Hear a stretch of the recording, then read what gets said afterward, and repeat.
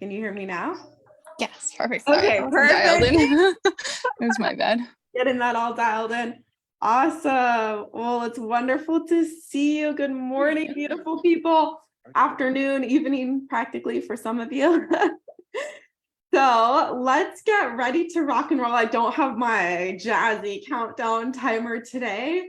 So we'll give people a few more minutes to log on, and while we're waiting for them, I'd love to check in with you guys and see what your wins are. What are you celebrating? What have you successfully implemented from last week or prior weeks? What's working? Okay, so who wants to jump in and go first? Sure, I'll go first. Okay, perfect. Thanks, Sam. So we had so last week we made an action step to get 2 testimonials like either given out or like written up. Well, no, like new ones given out. And so we did that, and so that was good. Yay. Awesome. So keep it up, right? Make that part of your system. Like, is that going to be weekly? Is that going to be monthly? When will that happen so that it's not a one-time thing for your team? So really hold them accountable to set that out. Maybe that's just the first week of every month. Something you guys do is focus on testimonials, which then means the last week of the month is when you're making your list and figuring out who didn't do testimonials yet, who would be good candidates. You make your list. So by the first week, you just execute and get all those testimonies. Cool. Who just by hearing that has been like, ooh, I think we have some people that could give testimonials that haven't yet. Anybody besides me? Perfect. Good. So just jot down their names, right? During this class. Not rude. It's a compliment when you write, when you're taking notes. I'm like, oh, yay. So keep a side list going as you think of people that would be great people that could give testimonials for your office. Cool. Who else is celebrating something great? Yes, Erin. So we implemented a 100+ adjustment, 200+ adjustment, 300+ adjustment clubs to have a wall of photos. So that was directly from the tour meeting last week. So I love it. That's so cool to do it by how many times you've been adjusted. I love that. Now I want a wall in my living room or some sort of like thing to celebrate and just brag to people at how many times I've been adjusted. That's great. I've seen one of my offices, they have a little whiteboard that says adjusted since ... and then people put the year. So when they go on that wall, like let's say your 100 adjustments or 200 adjustment wall, they can hold the sign and it'll say like adjusted since, 2020 or for me 1980 something. No, it was a little later than that, but so those are kind of fun too. And then you could also feature like team members or your doctors, especially like I know some of your chiropractors have been adjusted since birth. So that'd be kind of fun to have them holding up the sign with their birth date on it. That could be actually a cool post and thing to do on your doctor's birthday, like adjusted since, and they've got the little party hat. It's like adjusted since birth. Happy birthday. If you ever wondered where, I'm trying to think of one of your doctors, which doctor has the most energy? You ever wondered where Dr. Mike got his energy? This is why. Very cool. I love it. Great idea. Okay, who else? Let's hear from 1 or 2 more teams. What are you guys celebrating this week? I got a new office. I'm celebrating that new office space. So yeah, today or this whole past week and today, I've been the only doctor in the office. So Dr. Scott's been on vacation. So I've been running the office alone for that whole week. Well, with them also, but just being the main staff doc. And so that's been our little thing. The place isn't burnt down. So that's been pretty good so far. Yes. Yeah. And then we were still able to keep up with some of our goals of referrals and things too. So, it was like, we're not stagnating either. We're still able to build on top of that as well. So that's been pretty good so far. That's awesome. It really shows you what's possible too. Oh yeah. You can do that now and like maintain things. Then with practice and growth, I mean, you'll be able to send Dr. Scott off to retirement Send him away more often. He'll love it. He really will. That's awesome. Very, very cool. And even extra impressive because there were like spring breaky things and people out of town. So for you to be able to still maintain some of your goals, I think is awesome. Like imagine on a regular week, you guys would kill it. Sometimes teams even do better when their main doctor is gone because they like want to maintain or want to grow so bad that we put an extra effort and you really see what's possible. It's great. Cool.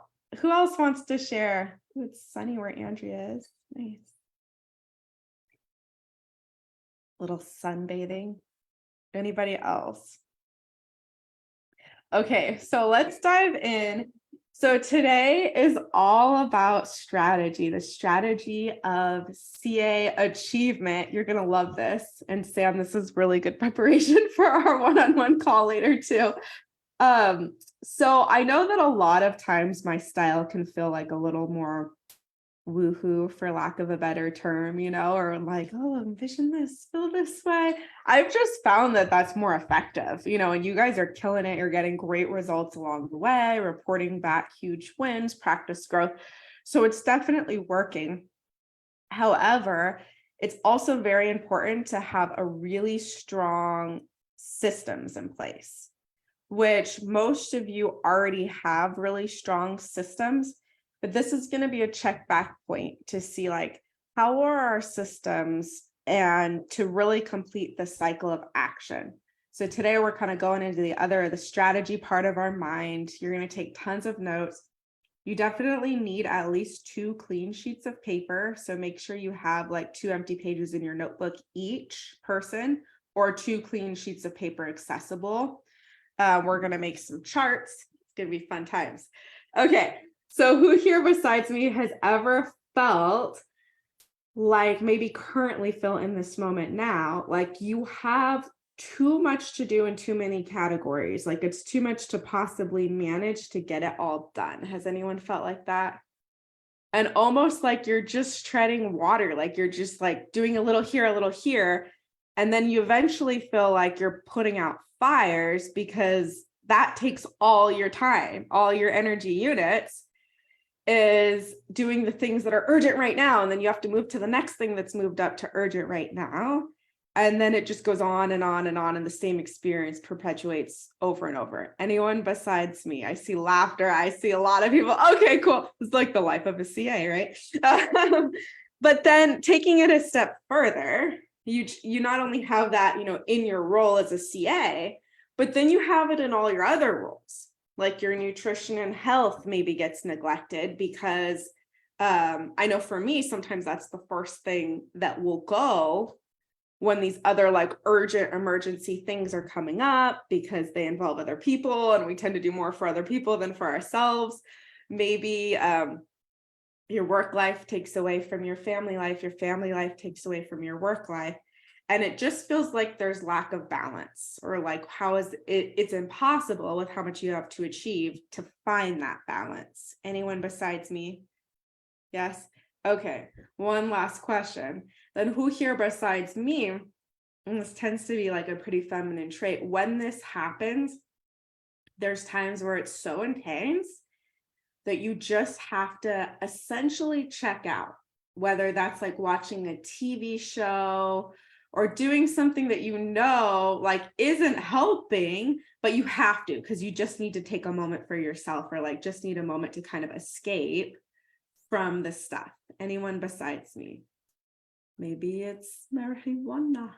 Maybe it's a TV show, depending on what state you're in. For me, it would be like a TV show. Like sometimes there's just like, I want to turn off my brain right now and forget about all these things that are super urgent right now. And I can do this for 20 minutes or whatever. Okay. So then what happens? Well, when you watch TV or do a lot of altering things, watching TV is the closest state that your brain will ever be in to REM state. So it's like the closest to sleep. So you basically are checking out, like you basically are half asleep. It's an effective approach, right? But here's what we do too. We eat when we watch TV. Now, can you imagine how quickly you would gain weight if you ate while you slept? Well, your body was shut down and not digesting calories. So, or I mean, not burning calories. So that's essentially what we do. And then we're like, why am I gaining so much weight? I didn't eat that much food. Okay, this is not all of us, but I'm explaining this because this is kind of like the American experience. This is what a lot of your patients are experiencing. If it's not you, it's your patients, right? They finally get that one moment of relief. Then they get a little bit of like endorphins going or feeling good watching the show. Maybe they see a commercial or something that makes them want to eat. Then you eat while watching the show, but your body is not in the right state of mind to eat and burn calories. It's acting as if it were asleep. So the calories sit as fat calories in your body.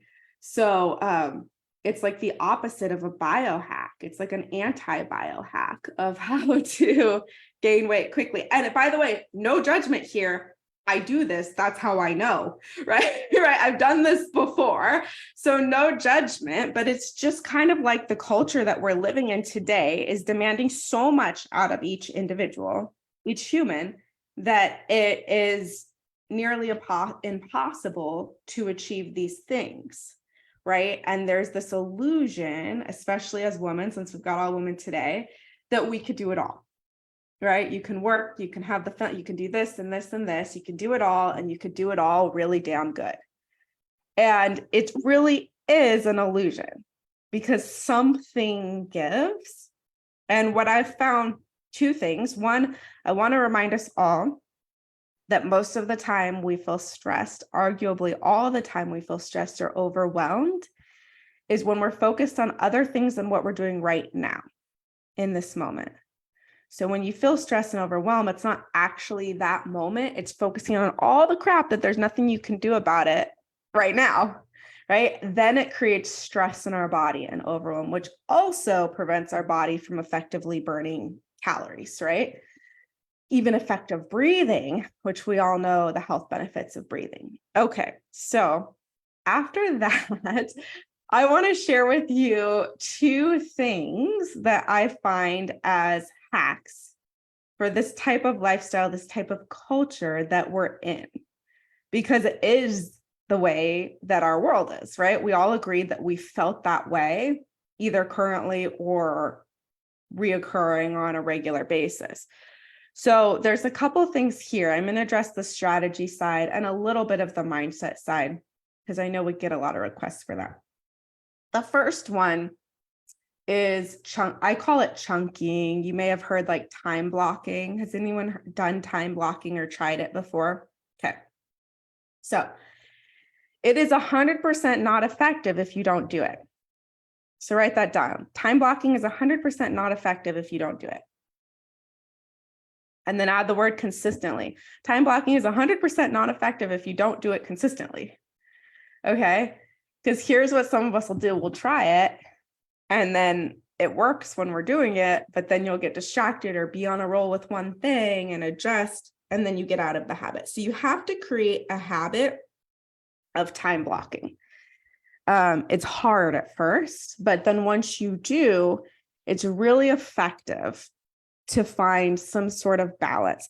And I also want to say some wisdom that I've heard from some of the smartest people I know is one person I know that I really look up to and admire says, balance is overrated. It doesn't exist. It's overrated, right? It's like a feeling, like feeling balanced. It's a feeling. It's an emotion that you create for yourself. So if you could create the feeling of balance or the feeling of not feeling balanced at any given moment, then you can also create it at any given moment. Does that make sense? Yeah. So feeling balanced is a choice. Think about the times when you were busier than you are now, but you actually felt balanced. Or times when you were less busy and didn't feel balanced at all. You know, so keeping that in mind, like this is a feeling, let's not give it too much power. Like I have to feel balanced or I feel so unbalanced, right? And then for the time blocking part, the strategy side. So time blocking is where you a lot, very specific time periods for categories in your life. So there's a couple different categories. One coach that I work with a lot categorizes things in health, wealth, and connection. We talked about that a little bit last week. So those could be your 3 categories: health, wealth, connection. So health is all encompassing, physical, mental, emotional, like everything you do would be all encompassing. Does that make sense? And then wealth is all encompassing, right? Spiritual wealth might be something that's important to you. I'm pulling up another one for you guys too. And then connection is all kinds of connection. Here's another one that's really fun. A friend of mine uses, this is actually from Men of Iron. I don't know if you guys have done that, the gentleman in the room. So write these down because you might like this better than health, wealth, connection. The first one is fuel. The second one is fulfillment. Third is family. Fourth is finances. Fuel, fulfillment, family, finances, the F's, the 4 F's. So these are both things that basically experts have tried to categorize all the things that bring us balance in the different areas of life. So for these F's, basically what they do is they do at least one thing in each of these categories per day. So I'll just read you this as a friend. See, the fuel was lifting, hiking, hyperbaric chamber, adjustment, green juice. The fulfillment was meditation, prayer, daily devotion. Did I say family? Did I skip family? Thumbs up if I said family. I did say family. Okay. So family, and this one I think is interesting, is like call with my girlfriend, call with my best friend. So it's not necessarily like family time. It could be a call, a connection type of thing. And then finance, business calls, team meeting. So like even team meeting, right, is contributing toward your finance, vision casting, that kind of thing. So you'll have to pick like which categories you want to time block that make the most sense for you. You're definitely going to want something for your body. There's also one that's like body, being, balance. Have you guys heard that one? Body, being, balance. I don't remember the other one. It's probably the one I'm weakest at, just the fact that I don't remember. So you figure out, okay, what are these things that I'm going to time block? And then you want to make sure that they're time blocked every day to create balance for yourself, even if it's just 10 minutes. Like it's amazing what 10 minutes can do. I recently got a brain tap. Have you guys heard of brain tap? Let me grab it and show you. Some of you might have these in your office. Raise your hand if you're familiar with brain tap. Okay, so basically what it is it's just this meditation headset. You wear it and it sends light frequency through your ears and through your eyes to your brain that align with the vibration of the voice of the guided meditation. And there's like 10-minute ones on there, or you can get apps for like a 10-minute meditation if that's your thing, or 10 minutes of dedicated prayer. Who here prays? You don't have to be shy. Who here prays? Raise your hand. Okay, cool. So like, can you imagine what your life would be like if you had 10 minutes a day or 5 minutes a day with a closed door that was just dedicated to prayer, like straight up talking to God for 5 minutes? Maybe for you, it's meditation, 10 minutes of meditation. How much would your life shift? And is it true that you could easily shave 5 minutes off or 10 minutes off of your routine to do that, of wasted time, right? Maybe it's even just like setting your clothes out the night before or buying your coffee instead of making it, there's all ordering it on the app. So it's there when you arrive at the coffee shop rather than putting in the order and waiting 10 minutes. That could be your 10 minutes of prayer. Same thing for body. I found for myself, like it's totally not realistic to do something like 75 hard, where you're like working out 45 minutes twice a day. Maybe that's your jam. If so, more power to you. It's not mine. But what you could do is like 5 minutes, 10 minutes, like, okay, I'm going to do 100 sit-ups, 30 sit-ups, 10 push-ups a day. Like that's it, 10 push-ups. How long would that take? You could do them one at a time. If you can't do 10 push-ups in a row, do one push-up 10 times a day, right? That's like 20 seconds. It's really not that long. So I just want you to think of what's easy, what's manageable in my time blocking that I could commit to long-term. Don't make it hard. You can always add on. Like maybe I'm just committing to 20 sit-ups a day and that's it, but it's more than none, right? So what's manageable in each of these areas, right? Then there's your being, there's your balance, your connection with other people. You can make a list of 90 people, go through your phone app or your, what is it called? Like the phone book in your phone. What do kids call it these days? Like the numbers in your phone, the phone book. I don't know what that's called, but go through there and pick 90 people that you haven't talked to for a while. Like make a list and call one a day for 90 days. Thank you. Your contact list. Thank you, Sam. So little things you could do, or one a week for 90 days, just to increase your connection. And like that will fill you up, having more connection with people. Maybe it's every time I drive to work, I call someone that I haven't connected with in over a month. Like I bet in your contact list alone, how many do you guys have in there? Look, check, like put it in the comments, shout out how many people are in your contact list. Who has more than 100? Who thinks they have like 1,000 or something, some crazy outrageous number, 800? Probably a lot of us, right? Several hundred. So think about that. Like who could you just check in with?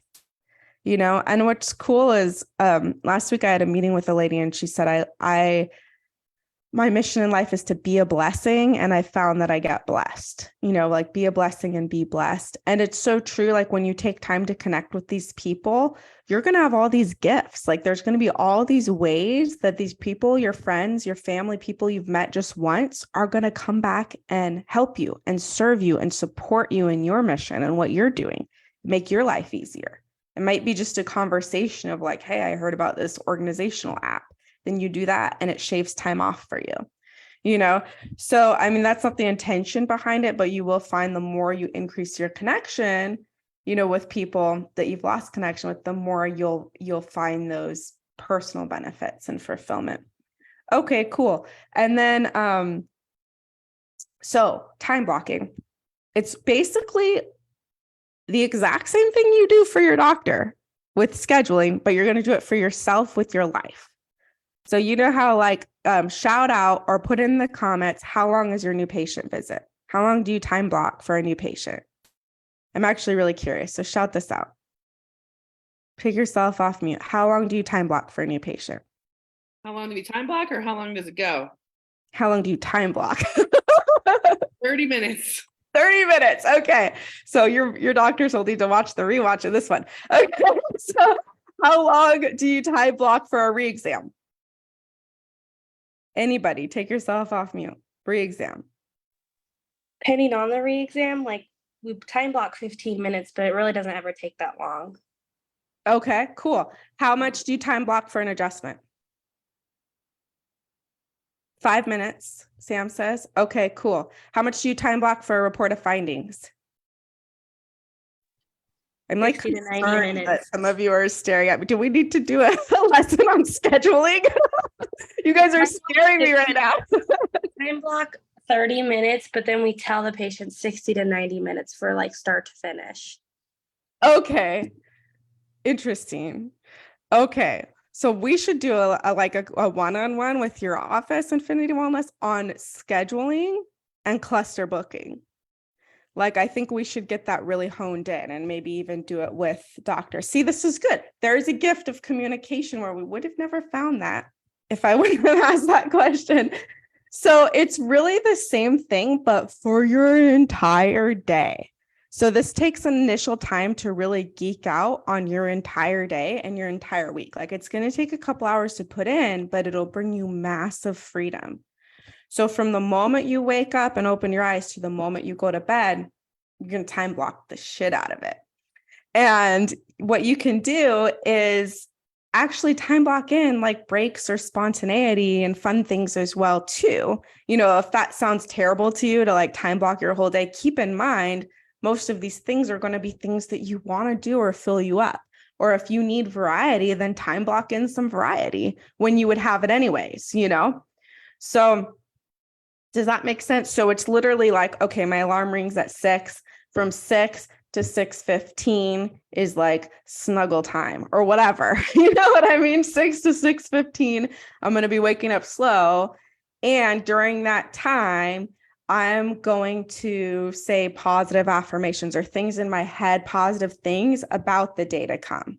Or I'm going to do my prayer. So who wakes up slow like me? Anybody? Okay, great.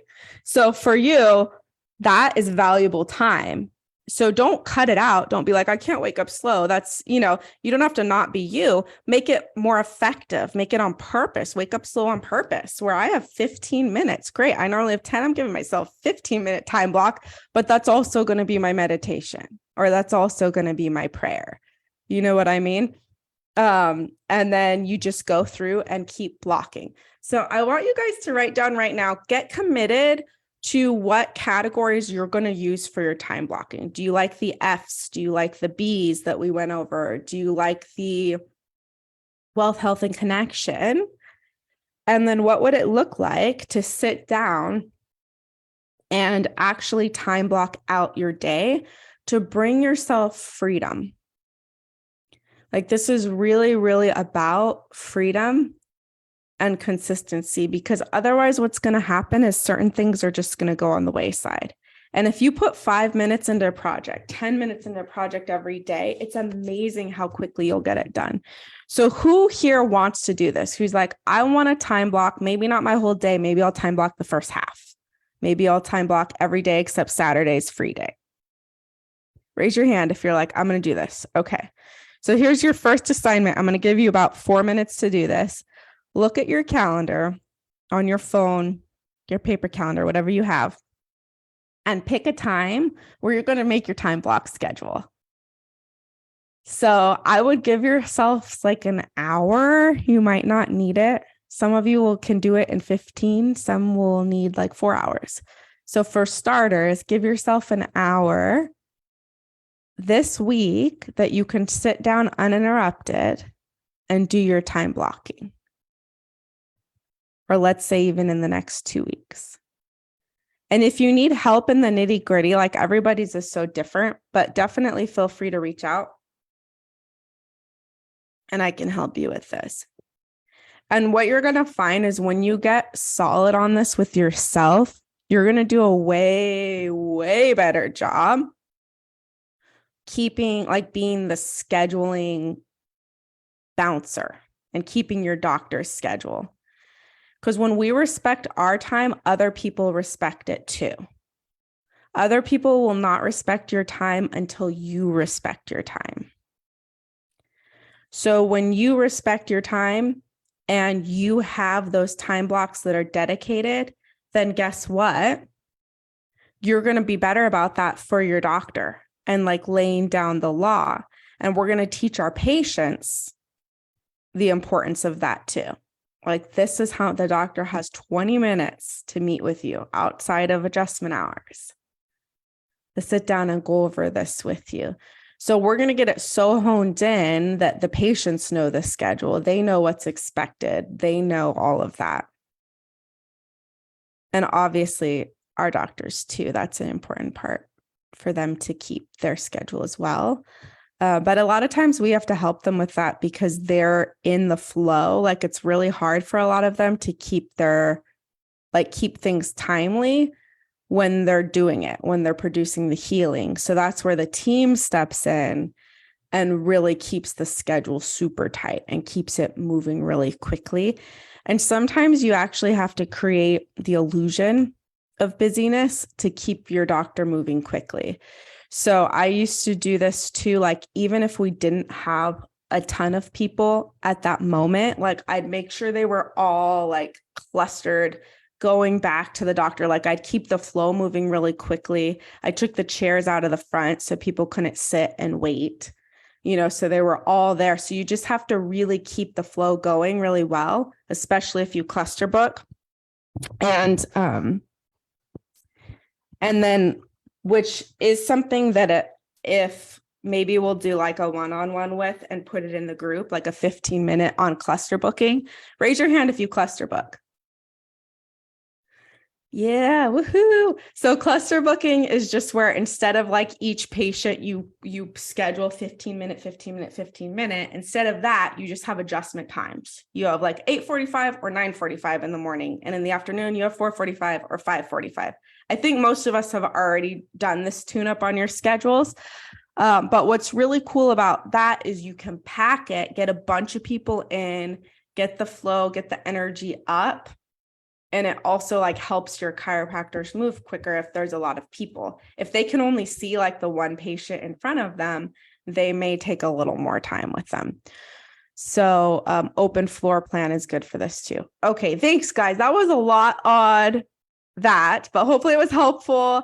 Write down, raise your hand once you have your time scheduled. Who's already scheduled their time to time block?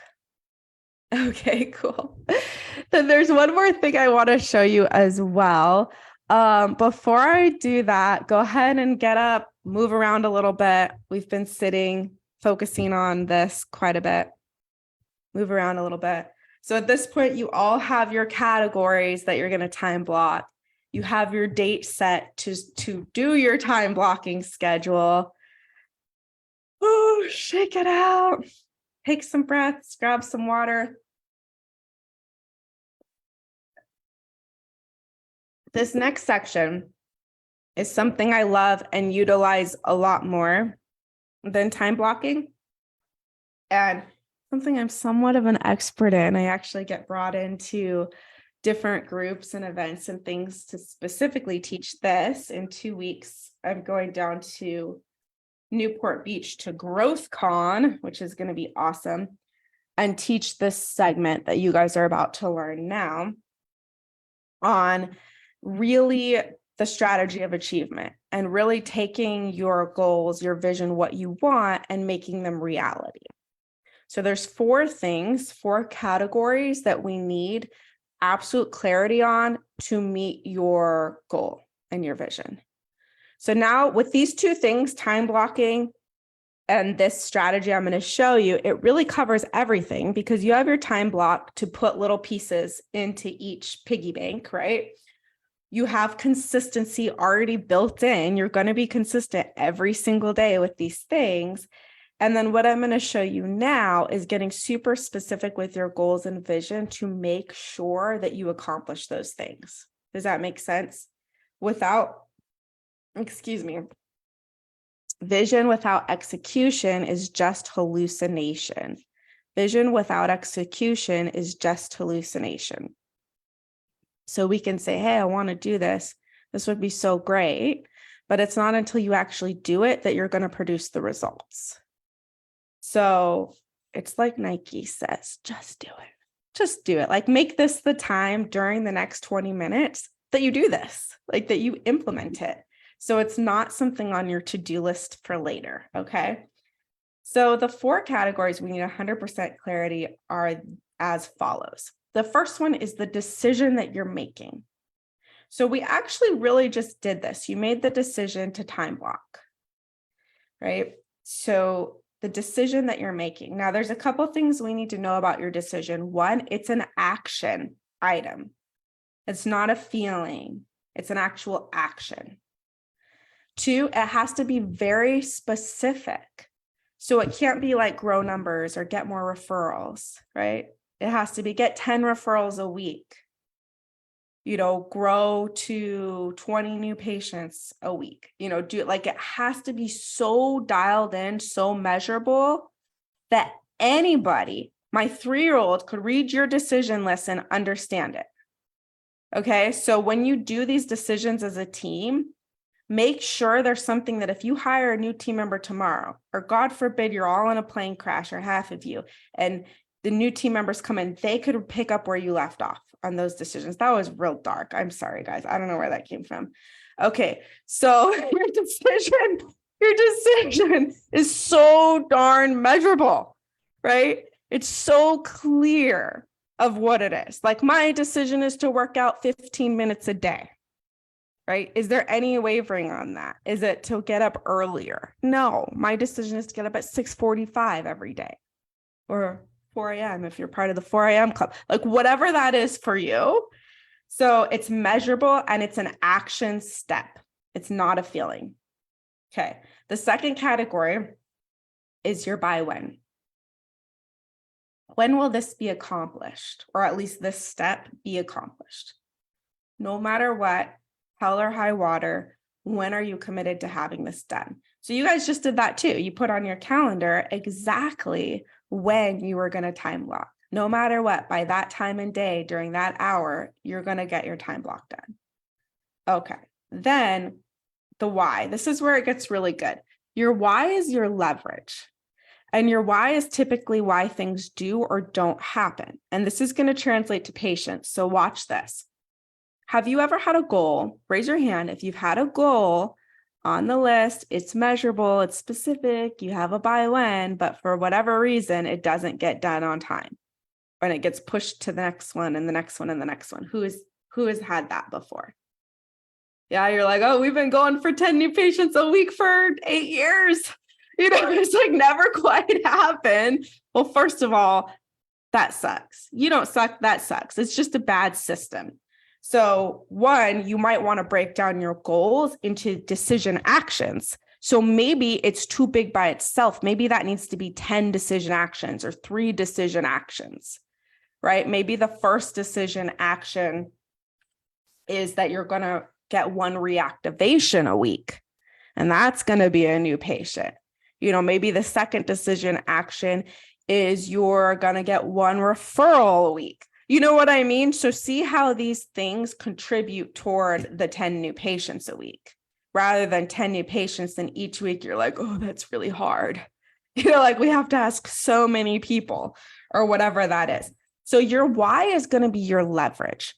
So there's a couple things we have to do. There's one thing we have to do to create massive leverage. And there's something that we have to do to create leverage for goals that have happened over and over again. Because you've conditioned your body to feel a certain way and your mind about these goals. When I asked you if you've had a goal that you didn't meet before and it kept getting pushed to the next list, all of you that raised your hands kind of did this, right? You were like none of you had pretty looks on your face when I asked that. That's conditioning. You've conditioned your body, your mind, your energy levels to feel shitty about that action. That's a huge problem. Do you see how that's a problem? So every time it gets pushed back, it becomes harder to do. You'd think it would be easier because you had practice. It actually becomes harder. Every time you put that on the next list, it's harder because your body is more used to failing in this area. So we have to condition ourselves to win. So how are we going to do that? One is create massive purpose and leverage for new goals. So you have your vision. Ask yourself, write this down, for what purpose? For what purpose, or why is this important to you? These are the best questions to ask patients to create leverage for their why to stay healthy, their why to commit to care. I can see that you're really committed to your health. Why is this important to you? For what purpose? I notice you're staying consistent, or you're coming in, or I notice you started this care plan where you're going to be coming in for 3 times a week. For what purpose? Why is that important to you? What made that decision for you? Or what made you make that decision? These are critical things for them to identify because they're not always going to feel like it. They're not always going to feel like coming in. They're not always going to feel like getting strapped down onto a traction unit. Are these important things for us to identify for ourselves? Because we're not always going to feel like it. Your why is what fuels you when you don't feel like it. So if you're not meeting your goals, chances are the why is not big enough. I did this exercise. I brought people through it, and I've been brought through it as well. where you ask the same person for what purpose 8 times in one conversation, and they don't realize that you're doing it. So you're like, why do you want to be healthy? Why are you committed to your health? And they're like, oh, it's just been a long time. I've really let things slide.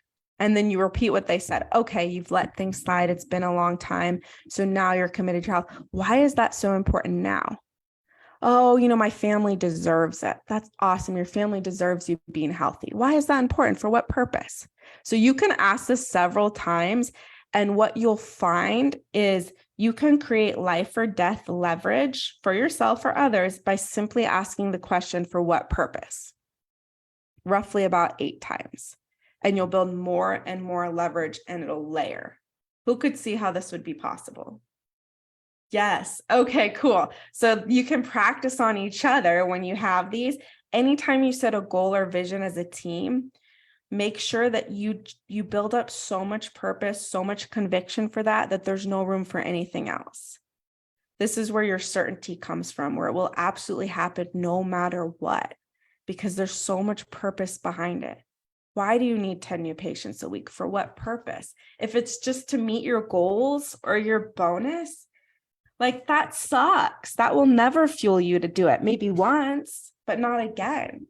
If it's to change lives, to save lives, to transform your community, that creates more leverage, right? If it's so the people that are teaching your kids and the politicians that are making big decisions for your community are well adjusted and clear, and their interferences are removed, and they can think clearly and move clearly and act clearly, and they're powerful in making healthier, happier decisions for humanity, for you, for your community, that's important. Everybody, the restaurants you go to, the chefs, like all these people, don't you want them making the best decisions for you? Think of all the people in your community that make decisions for you and your family. The people that cook your food, the people that make your coffee. Oh yeah, it's a little expired, this meat. The people that make decisions for your kids, right? The students at the school, the future leaders of the school, the people that make decisions for your the politics of your community. That's where you want to start with who you're going to get well adjusted in your community. Who's making decisions write down this questions. Who's making decisions for my life? Who besides me is making decisions that are influencing my life? Everybody. Who's in charge of the water, and the water that you drink in your community, the water that comes in your house, that you shower? Who's making the decisions for that? Let's get that bad boy under chiropractic care. Right? The air that you breathe, like the basic things that it takes for you to be here. Who's making those decisions for you? The homes, the communities you live in, your apartment complex, whatever. And let's make sure they're clear and they're functioning properly. So there's a good referral list. If you're like, we don't know who else to get, we've asked everyone we know, make that your referral list at your next team meeting. Write down the 10 people that make decisions on your behalf. Bam.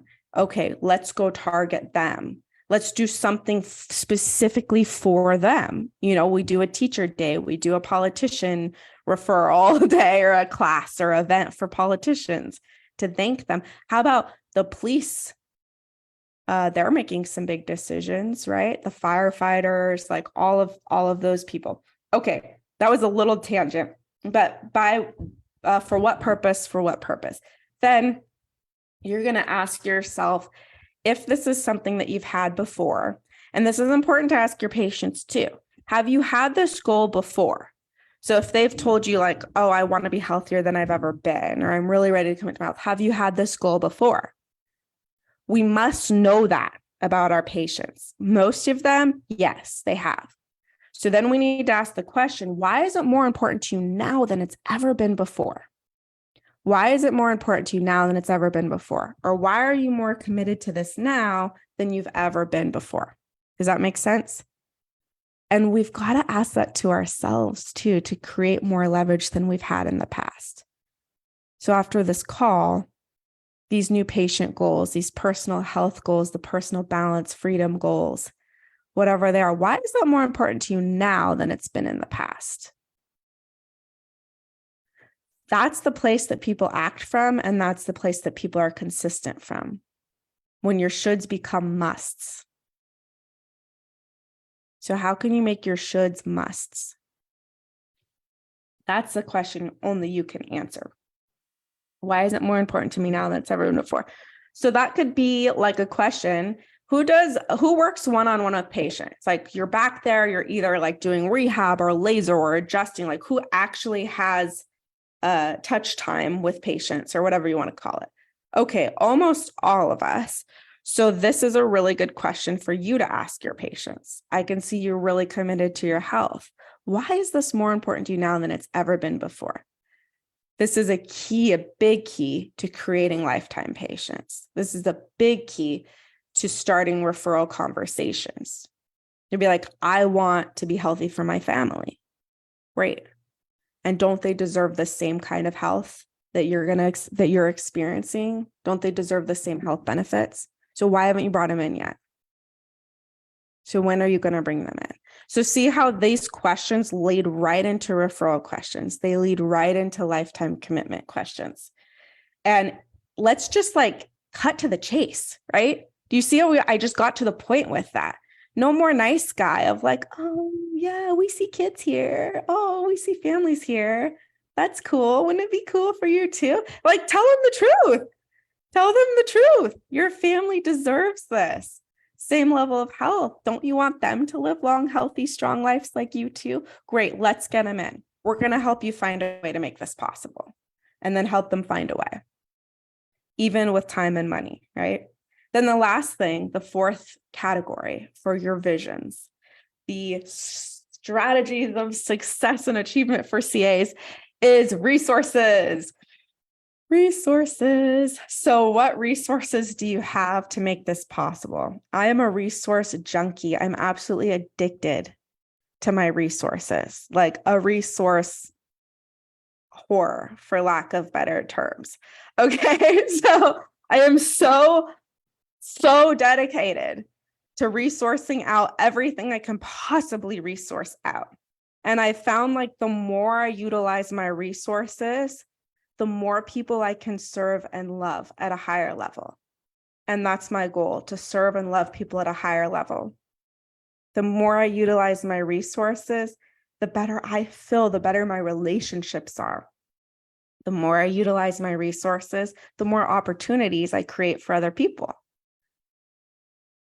To have jobs, to feel fulfillment. People feel fulfillment by contributing to others. You do not have to have money to have resources. So write this down. I don't need money to have resources. What are resources exactly? People and things that are going to do things for you. That's the way I think of it. So I ask these questions. The first one about your decision action, is there anyone else that could do this for me? Is there anyone else that could do this for me? Second question, who or what can help me with this? Third question, I hope you're writing these down. How do I systemize this? How do I simplify it? Did we get these all down? These are going to be the questions that are going to unlock your resources. So super simple, a chiropractor that wants to adjust faster, right? A resource could be the trash can that the face paper goes in, moving it closer to the adjustment table. Like these, I'm talking about these micro adjustments to make your life better, right? Your resource for food, like let's say you want to eat healthier, but you work really long hours. What about the food delivery boxes? Now, we used to think like, oh, those are too expensive, or having someone prepare your meals for you. You can find a stay-at-home mom, right, that has similar diet as you, that's cooking anyways, and hire them to make extra meal if you don't have time to cook. You could probably get it at a pretty low price point. Or like I did this once with a friend who had a smoker and did smoked meat. So I just told her, hey, I'll buy the meat for my family and yours if you'll prepare double. You know what I mean? So it wasn't like a huge amount. And you might be like, oh, I don't have that kind of, financial resources for that. But guess what? Sometimes we have to ask, is it really cheaper right? Like making your list, driving to the grocery store, taking time to cook, like all of these things, maybe you could use that time to generate more income. Maybe you could use that time to meet your bonuses at work. Do you get bonuses? If so, like what opportunities would those finances free up for you? Like, do you get financial bonuses? What if you put more energy into getting those bonuses than you're putting into like these daily tasks that you could sub out? And then you have more financial revenue, or creating bonus opportunities. Be like, hey, I want to make $200 more this week. Great. Ask your doctor. Be like, hey, what would it take if I wanted to get a $200 bonus this week? What would it take to make that happen? How many new patients would I need to bring in, or how many this or how many that? Like, why not? Let's see what they say. I had a team that did this for like huge numbers. I've had one that did it for trip to Hawaii, right? There's always a number that can make that possible. There's always an area that your practice can grow that's going to bring enough revenue for you to make more revenue. If that's what you're looking for, right? That's just the money side. Now, the other thing is, who can assist me with this? Remember, we talked about that. So maybe you're just subbing out some things.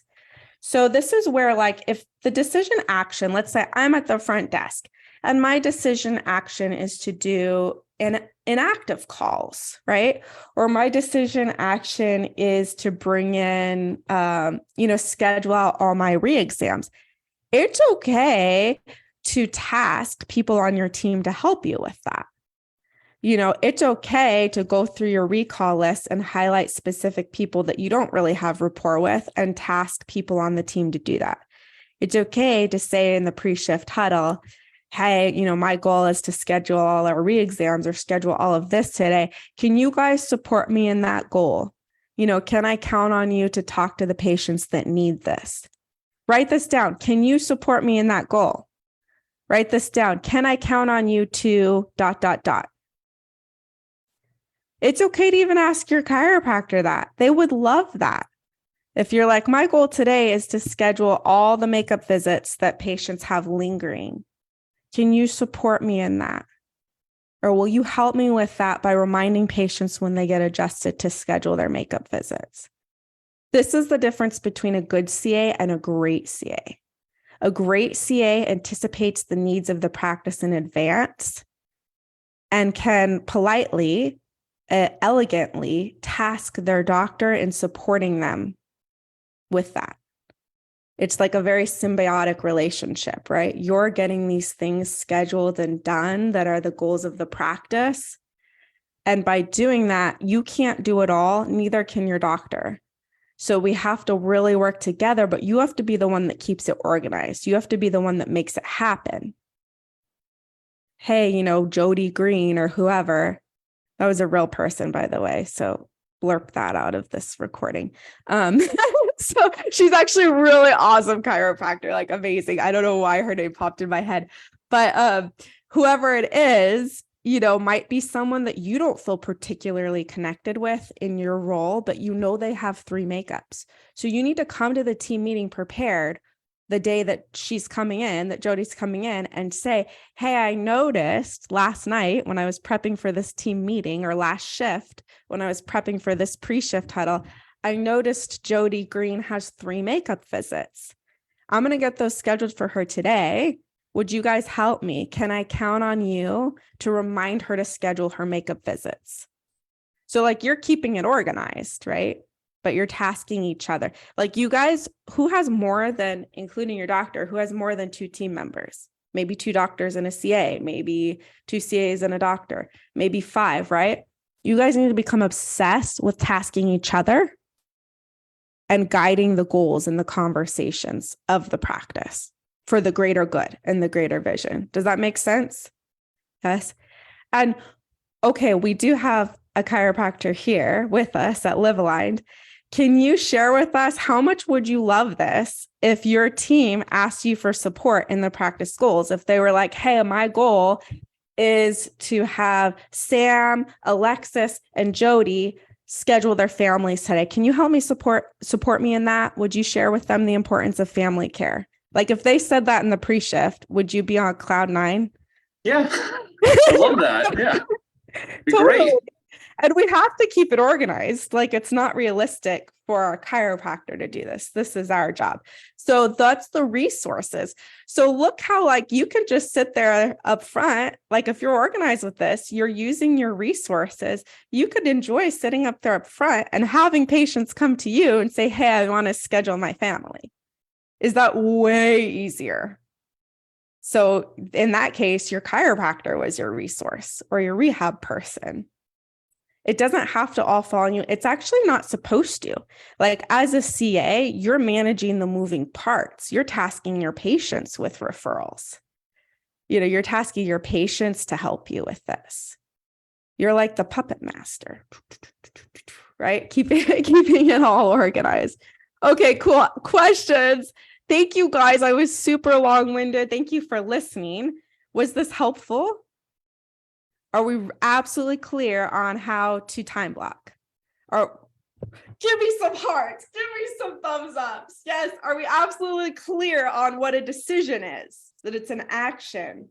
It's measurable. The by when. Are we absolutely clear on how to create massive leverage for ourselves and others to increase your why?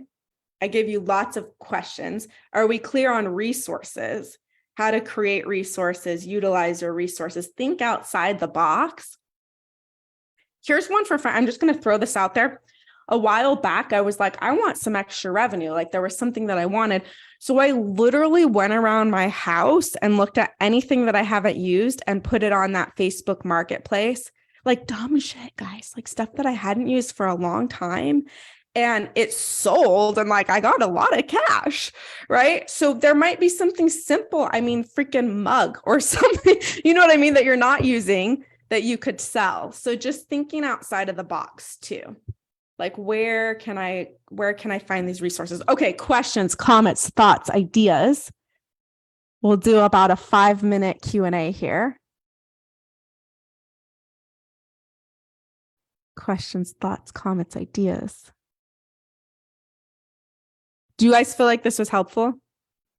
Yes. Okay. And then these charts, some of you have done them with me before, the 4-column charts that we just did, your decisions by when, why, resources.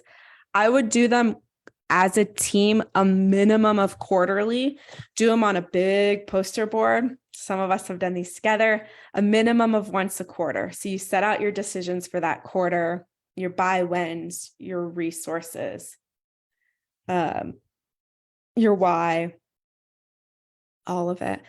And then it's just ever evolving. And it's something that you have to visit really daily to see how are we doing? Are we on track? And then when you are not on track, you have to ask each team member, what are you going to do? What specifically are you going to do to make this happen? And that thing has to be measurable. Not, I'm going to talk to people about bringing their families in. Who are you going to talk to? How many people?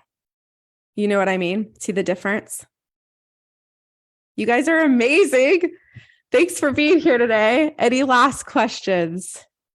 We all good? Okay. Have a great day. Hopefully that was helpful and not too boring. I know sometimes system stuff can be boring, but it is really important.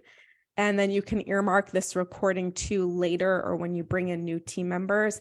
This is a good one to just go back to when you're like, we need to get organized. We're feeling overwhelmed. We're feeling scattered. Okay, what do I need to do? Do I need to go back and time block? Do we need to go back and set out our decision actions and make them a must? Do we mean more leverage, more why? Staying really focused on those things. You guys are awesome. I'll see you soon. Have a great week.